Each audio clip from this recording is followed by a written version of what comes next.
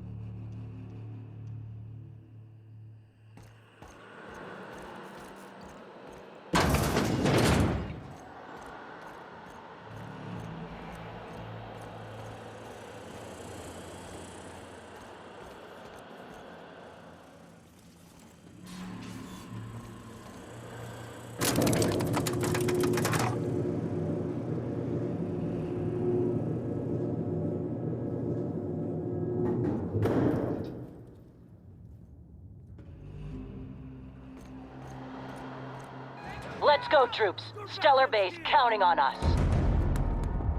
Attack! Switch out! Take it, cover! The iconoclast.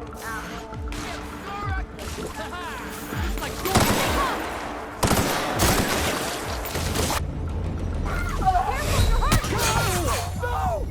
Boss!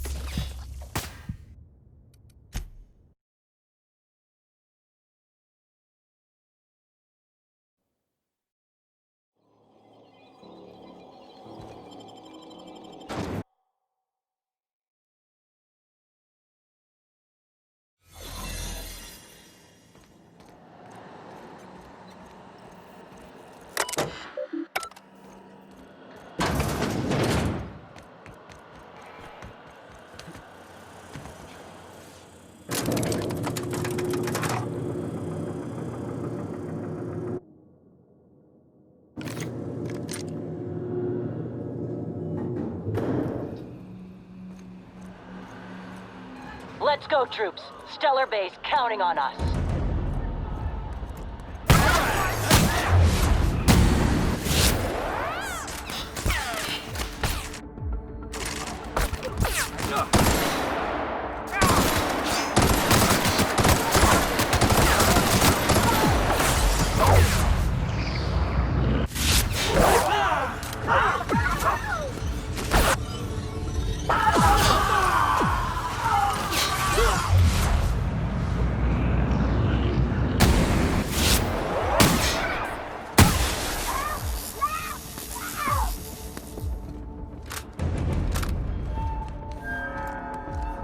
Attack!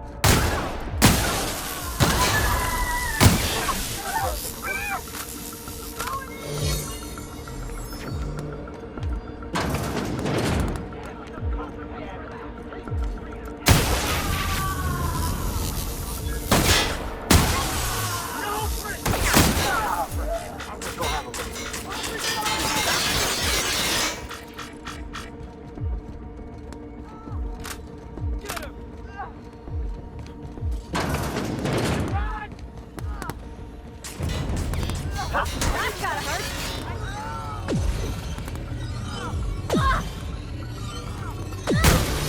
That was fun.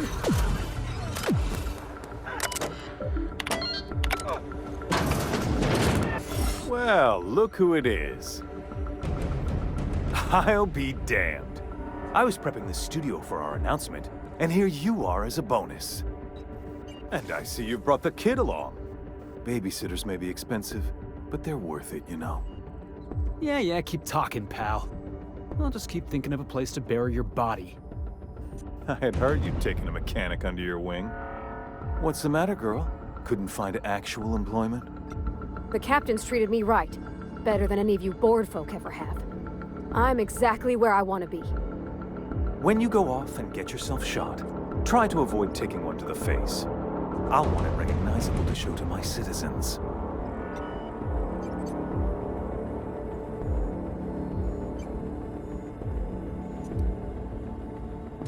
Haven't you heard? Phineas is working for us now. It took some doing, but employing an efficient management strategy of putting our guns to his head seems to have done the trick.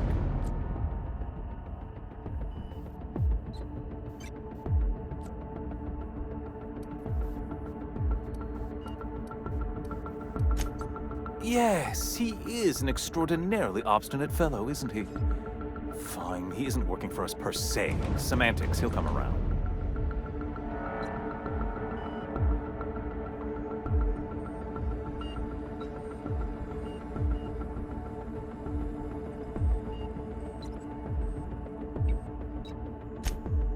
Oh yes, go on, wake them up, add more mouths to feed. That'll solve our starvation problems. I don't know what half-baked plans that simpleton in a lab coat has been leading you through, but it's done. It's over. Let me ask you something, Captain. Have you at any point thought about not fucking up our entire society? Are you kidding me? We're out here trying to clean up... I'm making actual progress towards stabilization and recovery. You're just getting in the way.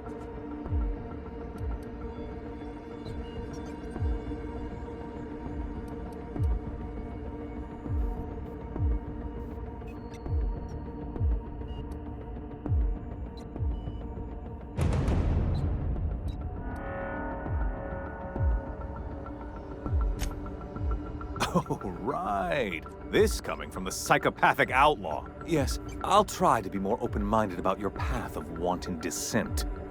We don't.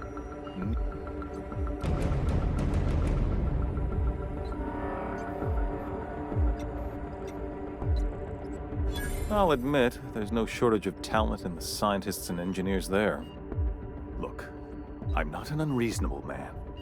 If you manage to storm the castle, as it were, and make it out of here with Phineas I can't exactly afford more havoc than you've already caused. Fine. If you survive, you'll need someone to sell the rest of the book. Are you out of your mind?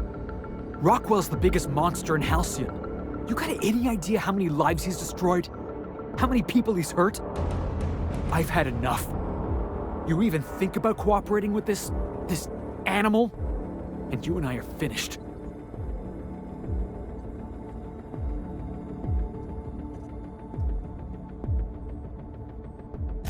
You're damn right it is. If you're gonna place more faith on this brat than the chairman of the fucking colony, then there's no hope for you. Go get yourself killed.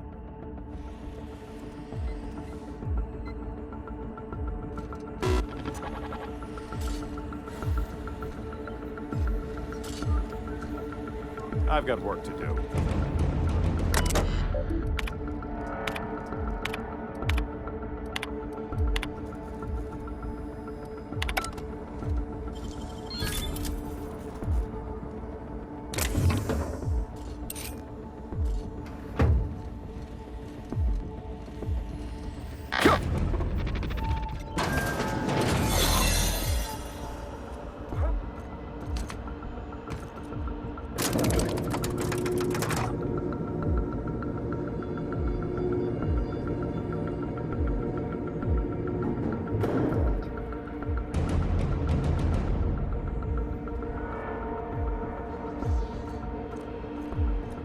All right, MSI. I'm not one for rousing speeches, but the captain needs our help. So, get in there and Bus is about a blast Fight! lab coat. Fugitive's a fugitive. Let it go.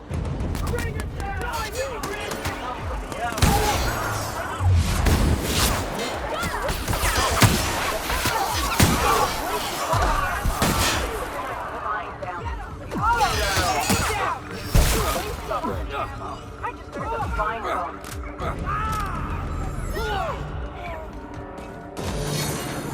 You're doing this, huh?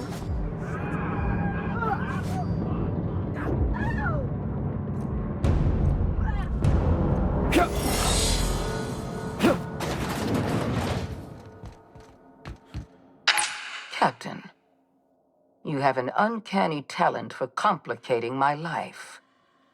You've disrupted the balance of power. You've upset the natural order of things.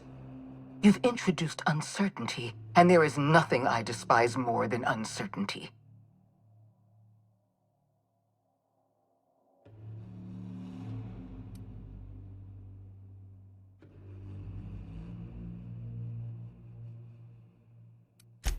Typical. Running your mouth in the middle of a crisis. It's almost as if you delight in chaos. I should have dealt with you a long time ago. You were always too dangerous to leave unchecked.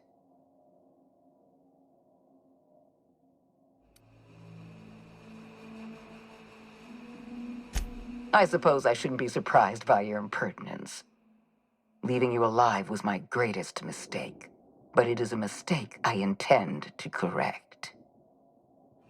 I have Dr. Wells in my custody. Once I've secured his cooperation, I can move forward with the program. I can repair the damage you've done. I can set things right.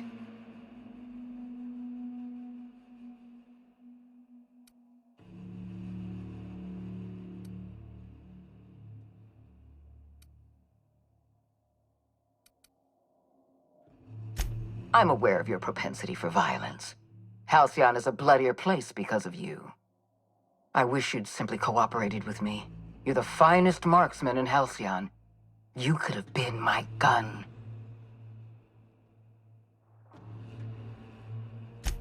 Fair enough. I'm giving you exactly one chance.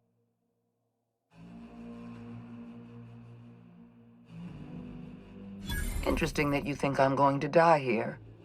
I believe I'm more than capable of taking you on.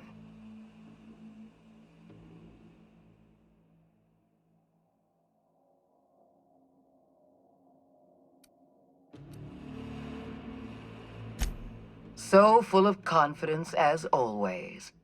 If you're trying to make me nervous, it won't work. I've devoted my entire life to protecting Halcyon.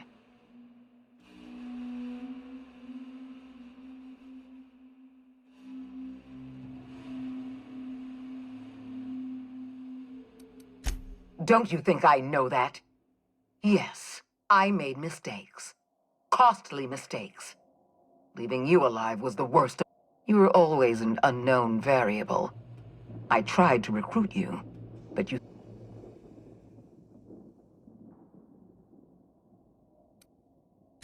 This prison is equipped with an automechanical warden. I've had it programmed to eliminate you on sight and... And don't worry. I will inform Dr. Wells that you died...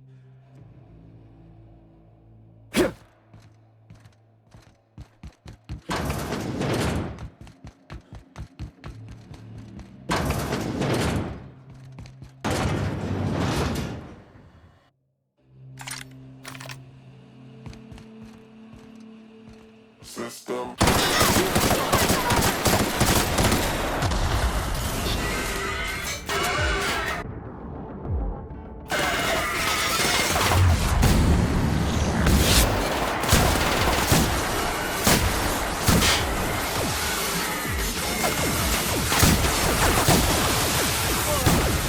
Everyone all right?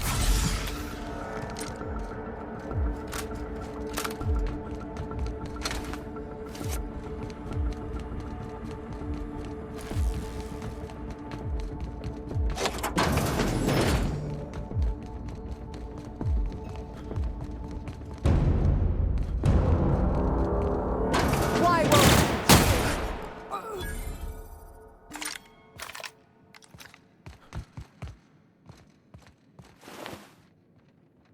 Get me out of here!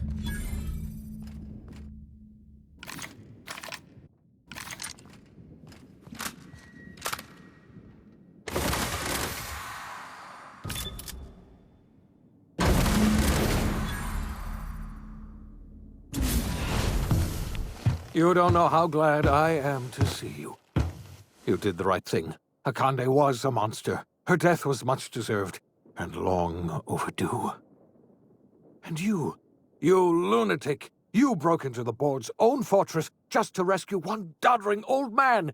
You are absolutely out of your mind, and I can't begin to...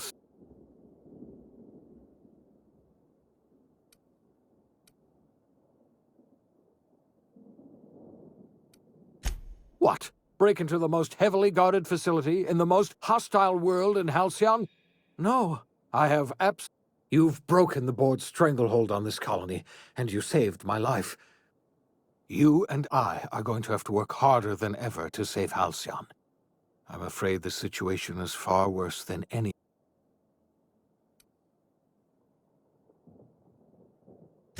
I would like nothing more than to celebrate this victory, but we have a serious problem. Earth has gone dark. We haven't received a single message in 3 years. There's been no... 2 years ago, the Earth's Directorate's frigate disappeared on their way back to Earth. We don't know what they discovered when they arrived, or if they arrived... Hold on, Doc. Are you telling me the Earth went dark 3 years ago? And the board's just been covering this up? They've been incredibly effective at concealing the truth. Right now, the only people in the colony who know are standing in this room. You mean... we're all alone out here? Really alone? I'm afraid so, Miss Holcomb. Halcyon is the only home we have left. Returning to Earth is no longer an option.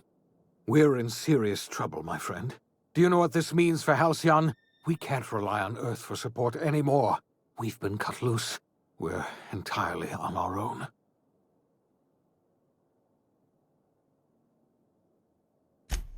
Yes, we do. You've done a marvelous thing. You've succeeded where anyone else would have... We must begin the revival process immediately, starting with the Hope's brightest minds, and then we're going to fix this damn colony one problem at a time. We're going to need a leader, and I can't imagine a better person for the job than you. What do you say, old friend? Will you help us?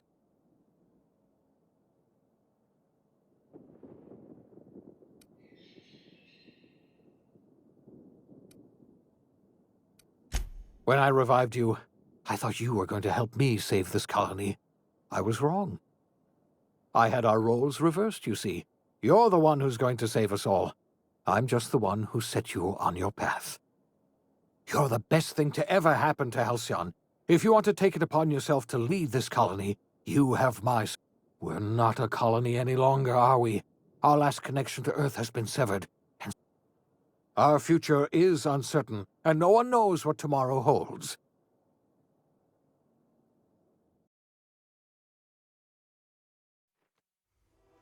The OSI teaches that everything in the universe happens according to the grand plan. But the stranger that arrived in Halcyon was an unplanned variable. From the moment he landed in Emerald Vale, his actions altered the course of history.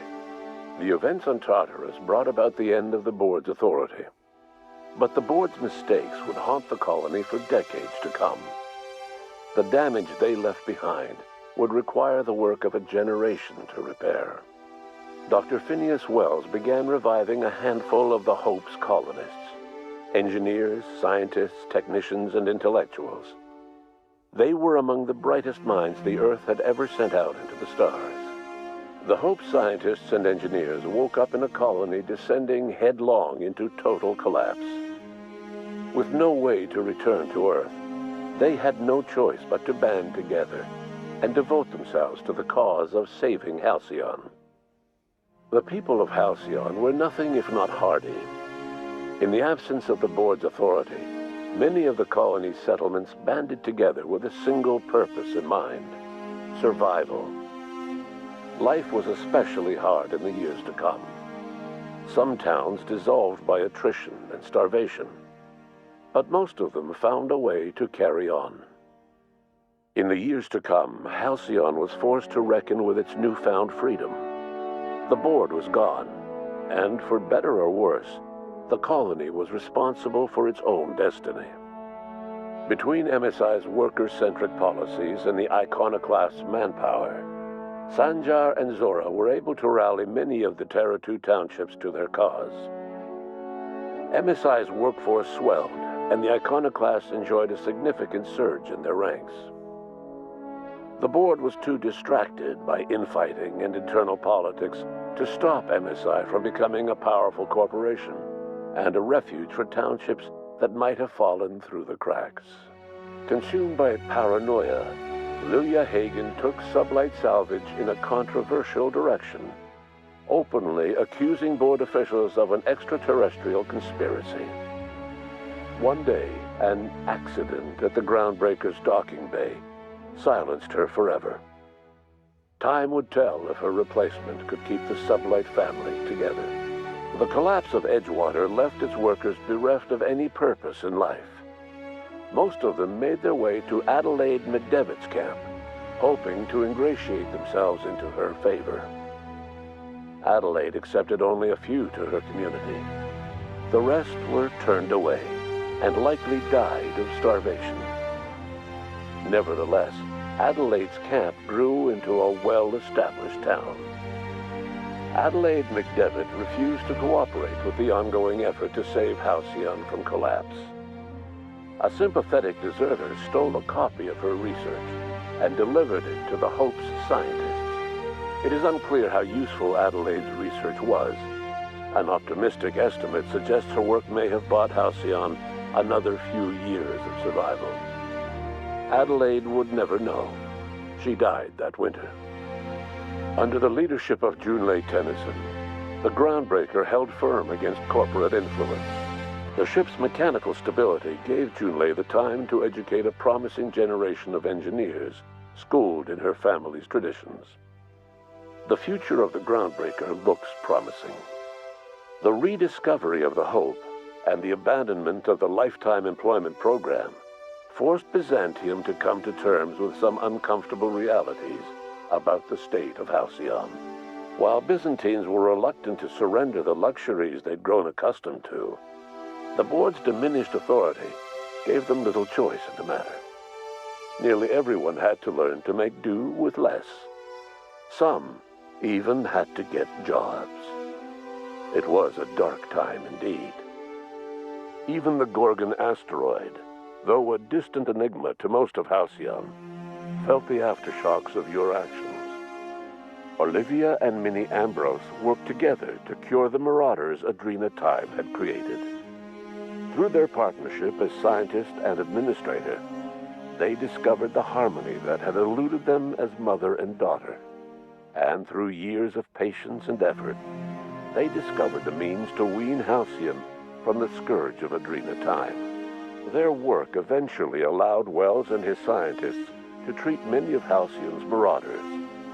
As their addiction waned, the colonists who had lived for so long under the thrall of Adrena Time returned to their communities and loved ones, and joined in the effort to save Halcyon.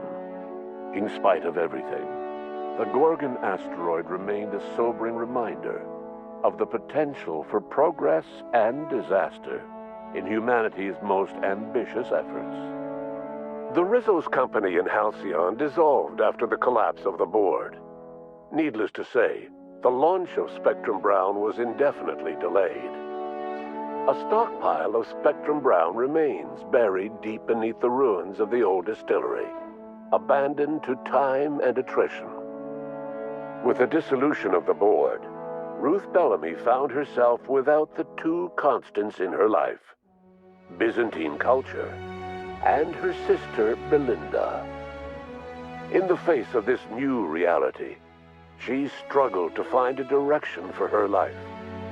The colony had moved on from Halcyon Helen and would require new heroes in the years to come. And so Ruth Bellamy decided it was time to exit stage left. She quietly disappeared from public view.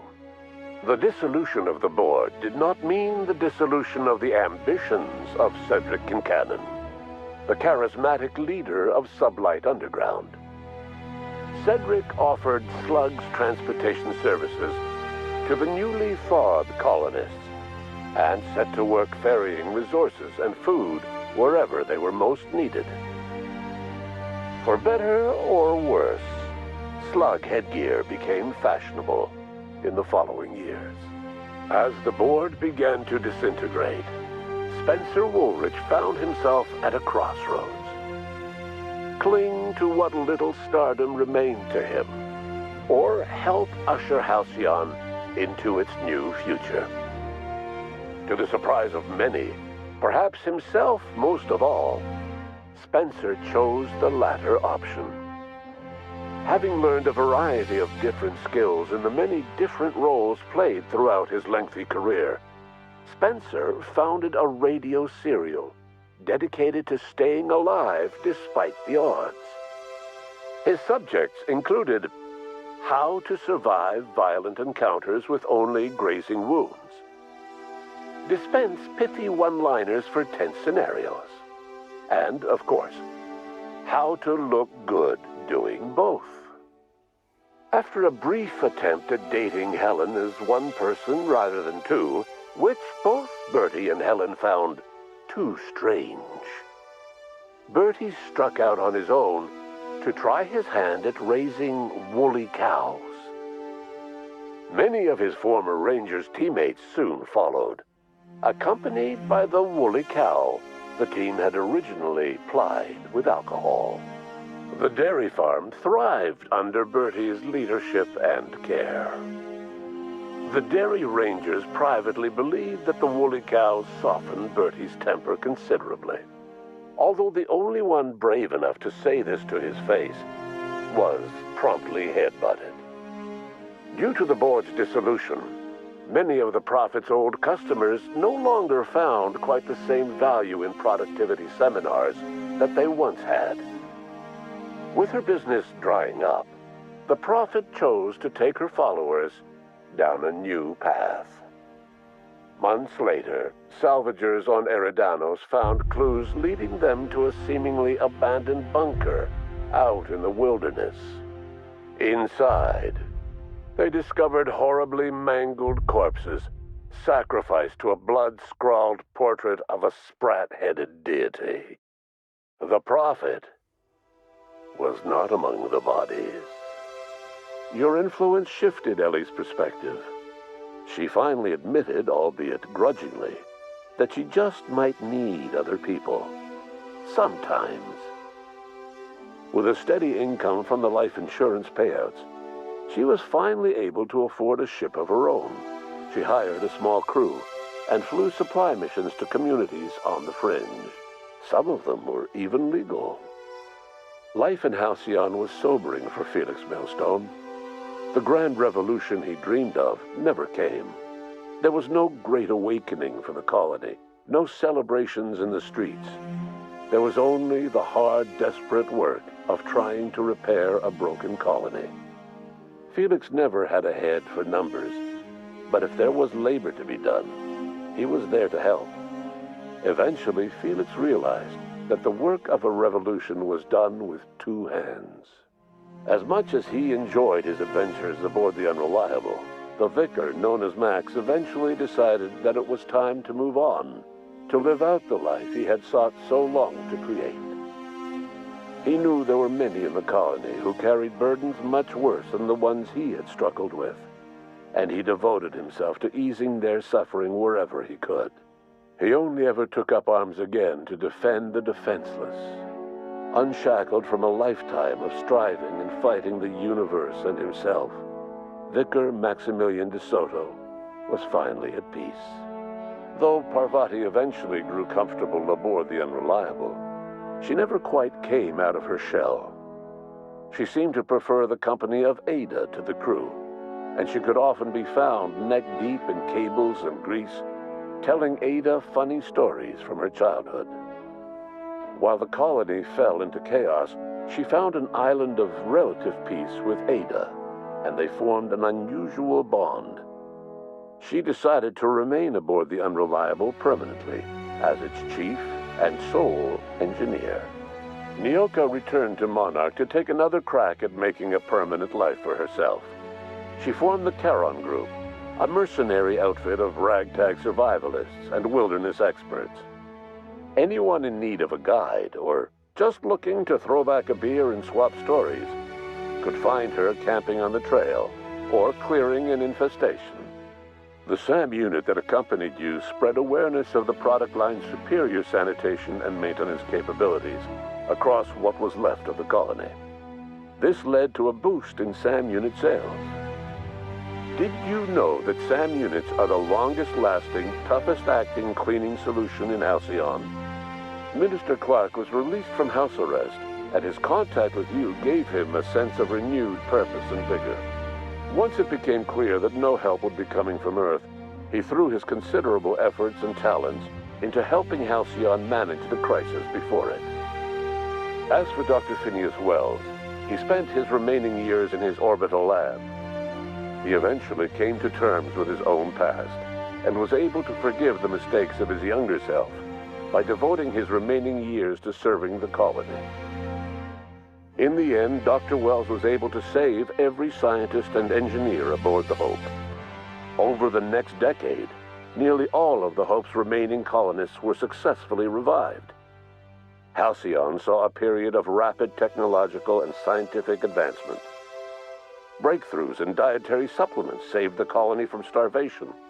Geoengineering projects and social reforms began to change the structure and character of the colony. Dr. Wells laid the groundwork for the project to save the colony, but he would never live to see the fruits of his labor. He passed away a few years later. His work was carried on by the scientists and engineers he revived. Today, Halcyon has stabilized. The people of the colony work hard to adapt to their new circumstances. Nearby colonies send aid and supplies.